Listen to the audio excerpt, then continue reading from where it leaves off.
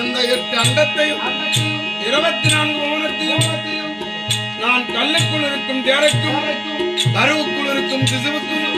படியால் வந்து பாதுகாத்து வரக்கூடிய 2011 நேத்திரம் படித்த முக்கந்தாரிய பரமக்கடவுள் எப்பொழுது வருவார், காட்சி அளிப்பார் அப்படி என்று சிவனடியார் எல்லாம் எதிர்பார்த்த வண்ணமா வந்திருக்கிறார். இவர் அண்டருக்கு